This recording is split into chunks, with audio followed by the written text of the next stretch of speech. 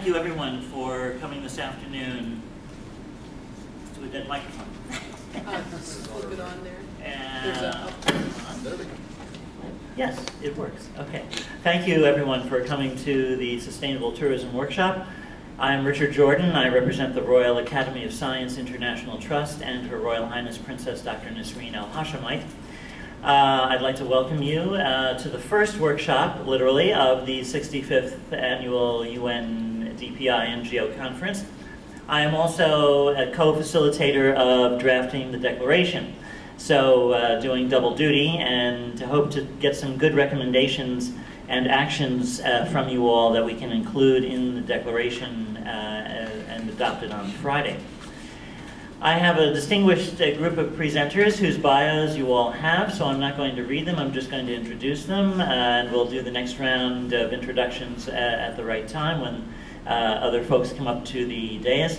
We have Dr. Kelly Bricker from the University of Utah, Dr. David Randall from the University of South Florida, and Randy Durband, who is the president, right, of the Global Sustainable Tourism Council. Not a doctor. Oh, not a doctor. Okay. No, no, I didn't. I don't think. Now, I do have something that's a little unusual. If you know how to do this, you can get these. We have a proclamation from the Office of the Manhattan Borough President, Gail Brewer, proclaiming today, August 27th, as a Sustainable Tourism Day in the Borough of Manhattan. I can tell you that they have amplified a bit the scope of the conference, and you may laugh when you hear exactly what they're saying, but go for it, I say. So let me read the proclamation. You know, what can I do as the proclamation? Whereas we are proud to acknowledge those organizations and individuals that have remained committed to improving our city and vibrantly enriching the community, and whereas the UN Department of Public Information has for more than 6 decades brought to UN headquarters in Manhattan professionals from travel and tourism, including local government officials and representatives from tourism associations, airlines, hotels, and travel agencies, and whereas the DPI's 65th annual conference will convene 2,500 travel and tourism professionals throughout the world to promote sustainable tourism, and whereas the workshop Sustainable Tourism in the Post-2015 Development Agenda of the United Nations will feature speakers from the UN World Tourism Organization, the University of South Florida, the Global Sustainable Tourism Council, the Global Team Players Foundation, and a volunteer service abroad from New Zealand. And whereas tourism promotes not only peace and friendship, but also the economic, social, and environmental dimensions of sustainable development. And whereas the DPI's annual promotion of this conference strengthens Manhattan's economy along with the borough's ties to the UN and global tourism.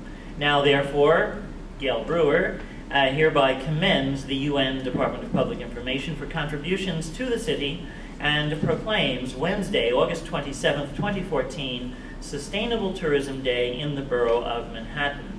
And we are very proud to be able to have this read here today on behalf of the Borough President.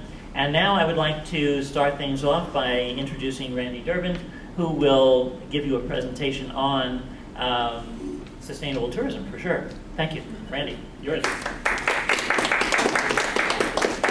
And don't worry, the speakers may sit in the front if they want to watch the presentation. Good. I'm hoping we'll hear from Brooklyn by the end of the day. Brooklyn! Well, thank you very much, Richard. Let's just dive right into what is, who and what is the Global Sustainable Tourism Council that I represent. My name was on the screen long enough as the chief executive of this NGO. And the answer is that we're really the leading global authority in setting standards for what we call sustainability in travel and tourism. And I'm using the term travel and tourism to be very inclusive. We have in our name tourism, but travel includes business travel and everything not even associated with travel, with tourism. So it's a very broad view. More specifically, again, we're a nonprofit NGO. We have UN endorsements, but we're not part of the UN system. UNEP, the environmental program, and UNWTO, World Tourism Organization, have permanent seats on our board. We're involved in the founding of the organization. We've been around. Our vice chair, Kelly Bricker, is also with ties to the International Ecotourism Society, and she was there much more than I was in the founding stages. And the UN Foundation was very supportive in the founding. So we had very much UN involvement, but we're not in the UN system, we're distinct. Which gives us a very nice position to be in, is that we've kind of got that stamp and that involvement in the UN system, but we are separate. It was formed by a really multi-stakeholder, multi-sectoral group of concerned people throughout the world that want to enhance standards for what it is to be sustainable in travel and tourism. So you can see on the screen that prominent NGOs such as Rainforest Alliance and IUCN, the Global Natural Heritage Organization, private sector involvement from travel giants been involved, travel trade associations and so forth. And we're really uniquely positioned and non-competitive. There's really no other organization in the world that does quite what we do. There were two organizations. Unfortunately, the UN Foundation years ago helped pay for the legal merger of the two so we wouldn't compete. And so we stand alone as sort of being the gatekeepers of what it is to be sustainable with our famous tourism criteria, which I'll tell you about. We're global and we're virtual. I work from a home office in the San Francisco Bay Area, but we're on all 6 populated continents with a very vast volunteer network of experts really everywhere. We're really fully engaged. And we're launching a country representative program where we'll get more active engagement in all corners of the world. Why is sustainability important in travel and tourism? Well, humans have a tremendous urge to move around, don't they? And what we're seeing these days is a tremendous change in travel and tourism globally. More of our 7 billion people have the ability to travel, and that has profound impacts. The history of travel and tourism has been dominated by Western developed economies up until quite recently, and the shift is dramatic and rapid. When post-war Americans led the world in travel in the 1950s and 60s, it was at a population base of, what, 160, 150 million people or something, and it transformed industries. China's 1.2 billion people are moving quicker and in far greater numbers than has ever been imaginable. I think this is true of most sectors, that what's going on in the BRIC countries is absolutely staggering, and it's really, in many ways, frightening to me, the rapidity of growth in travel and tourism. So there's tremendous opportunities, but tremendous challenges. So we surpassed in the year 2012 for the first time 1 billion international border crossings in the world. We got to about 1.1 billion last year. We'll be, by the end of 2014, I'm sure well above 1.1 billion again. By 2018, I think UNWTO is saying about 1.8 billion. It's harder to count domestic travel and tourism, but we think it's between 5 and 6 billion trips per year. A friend of ours on our board at GSTC, Mount Huangshan in China, saw a staggering 16 million visitors per year just a few years ago, and now they get 30 million visitors per year. So it's exploding. The numbers are absolutely staggering. And so there's a lot of concerns about sustainability. When we think about sustainability in travel and tourism, people typically think first about carbon emissions, and well, they should. Jet travel is a carbon emissions, emitter, a gas emitter, so it's very important to have that. But we have to look increasingly at fresh water usage by travelers in scarce water areas. There's just other environmental issues that we really need to look at. But our organization, we don't talk about green and environment. We like the term sustainability because we really work in ways that are focused on the broad sense of sustainability. The social side, the social consequences of travel and tourism, the social impacts. And the impacts are absolutely enormous. UNWTO analysis has shown that fully 9% of global GDP is somehow involved directly or indirectly in travel and tourism. It's enormous. And a little bit higher ratio of jobs. So for the bottom billion of our world's population, there are service jobs that the developed world may not be as interested in and may not have constituencies in. But for development, For poverty reduction, the opportunities and the consequences are enormous. I've been doing a lot of work in Southeast Asia in recent years, and to me that's just such a center point, a flashpoint of these issues, because with the Indian and Chinese and other Asian middle classes growing so rapidly and travel, and then you look at some of the poor countries in Southeast Asia, there's tremendous opportunity in places like that in Africa and elsewhere to do skills development, to do destination development, and create new places for visitors to come to. Because that's a big issue in travel and tourism. Where will all these visitors go? Venice is full. The Grand Palace in Bangkok is full. We have to talk more about dispersion just to save monuments. Cultural heritage monuments need preservation and protection. But that creates all this opportunity. Where will those visitors go? Some of them are going to have to go to beach resorts. Some of them are going to have to go on big cruise ships, which is a concern. But we've got capacity issues. But that gives us tremendous opportunities for poverty reduction. If we can help through NGOs and donor projects and economic development projects to develop new destinations and emerging markets, emerging locations that is, a tremendous ratio of jobs are available. And UN agencies and other donor economic development agencies, World Bank, ADB, USAID, and others, have really just come on strong in the last 5, 10 years of having economic development programs through tourism. And I've been personally involved in a number of them. Tremendous needs in skills development and so forth, but absolutely enormous opportunities that exist. So sustainability is absolutely huge. We've got to protect the sites. We have to help communities grow. We have tremendous opportunity for poverty reduction. And it's going to happen anyway, so it has to be controlled from an environmental impact standpoint. So it's tremendously important that we get our arms around it as a sustainable tourism movement. Our organization, the GSDC, has these core activities. We were famous for years within the sustainable tourism movement for our criteria or standards for hotels and tour operators that define what it means to be sustainable. And they were first launched in 2008 and revised in 2012. But late last year, November of 2013, we released destination criteria for sustainability. And to me, this is an absolute game changer because I think the drive and the push for proper sustainability practices and policies have to come from the destinations themselves. We need public authorities requiring the private sector to behave properly, to protect environment, to protect communities, to support communities, and so forth. And so we're, in our organization, going from small to big in a hurry, where we're trumpeting this message of destinations, following this set of standards. So it's a very important time in our own history. Secondly, we've been known informally, it's not proper ISO speak to say this, but informally we're sort of known as the certifier of certifiers. We do not do certifications ourselves, but the 150 plus entities in the world that do certification of hotels and other travel companies, we started a program a few years ago where they go through our rigorous review by our technical experts to show that their systems, their processes do follow our criteria for sustainability.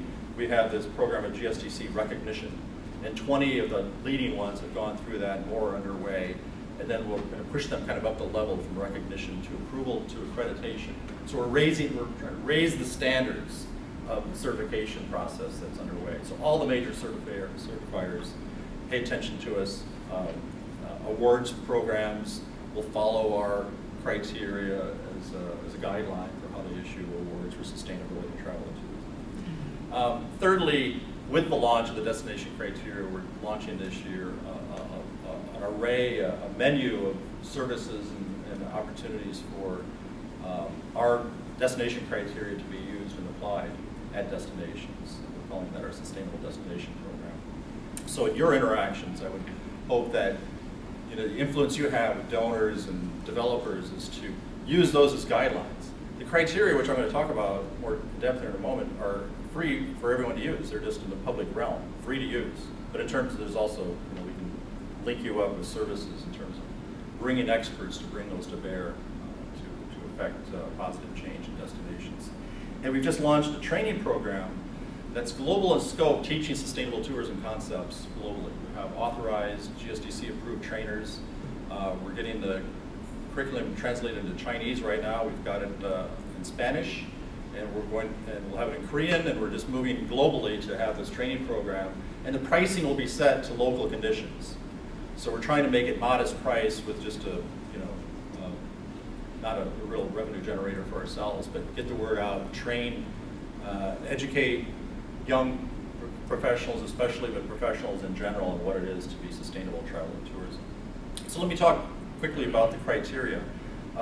This is just an amazing UN-like inclusive experience of, from all corners of the world, experts in travel and tourism, NGOs, academics, private sector, public, just extremely inclusive, multi-sectorial, geographic balance, a very slow, methodical, painful process of putting those criteria together. So the difficult one was the first, to have the hotel and tour operator criteria. The destination criteria was easier because the first set served as a basis. They were modified for destinations. Is that a little too dark, or is it okay? It's better? You like it? Okay, sorry. All right. The criteria define sustainable tourism in a way that is actionable, as you can see, measurable, and credible. I don't care what you just do. go presentation. It's a flash presentation. It's a flash. And they set, our criteria set a minimal standard for sustainability. Especially in the developing world, there are some standards that might be a little bit more precise, a little bit higher level, and that's great. What we're trying to do is have a global baseline. You have to do at least this. So what is it? Well, the two sets, we have 37 criteria for the companies and 41 criteria for destinations, all based on these 4 pillars. And this is the true realm of sustainability. So it's not just the environmental side. It's 3 sides, social, cultural, and environmental.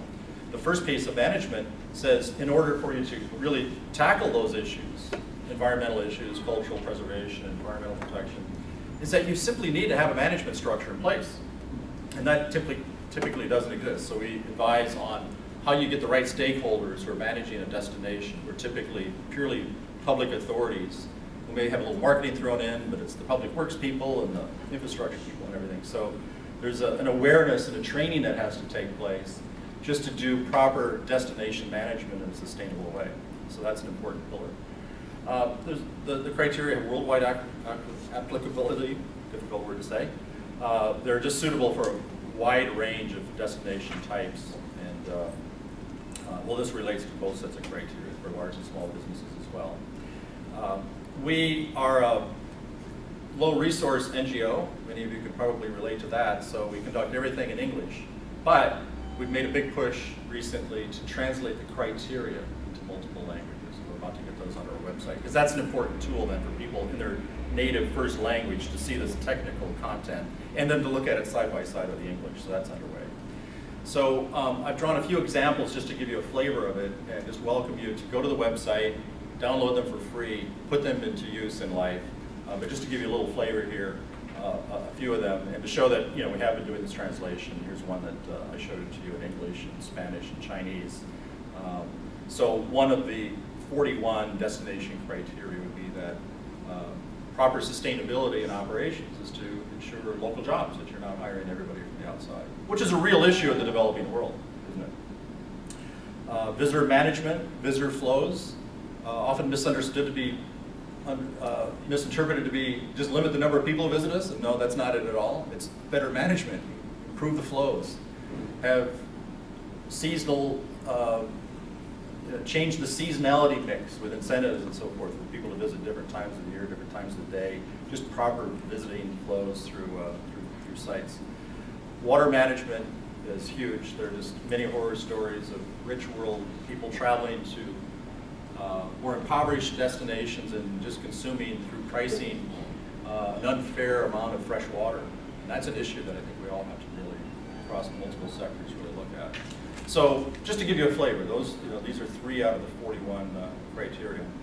And then back to the destinations very briefly. As we developed the destination criteria over the last few years, we had 14 destinations sprinkled throughout the world who accomplished 2 things during the development of the destination criteria.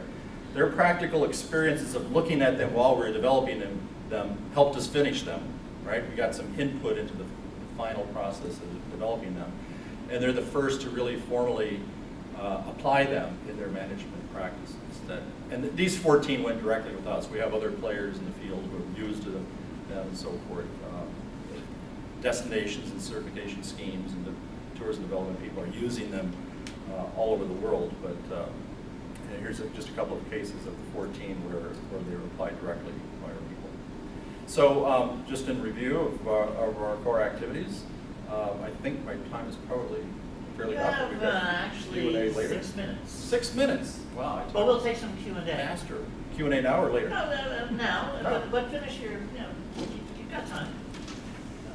Well, this is just a repeat Yeah. slide of what I had before. I invite you to visit our website and to be in contact with me with any ideas in terms of perhaps partnership, collaboration with your organization. But really, by all means, in your networks, just spread the word that there are these free tools available for all to use, and then opportunities for various services to really use the tools and use the resources. And I think user credibility is a big piece of it. The credibility of the credentials that we have as an organization are very helpful for people who want to move things forward. Great, Randy, thank you. Thank you.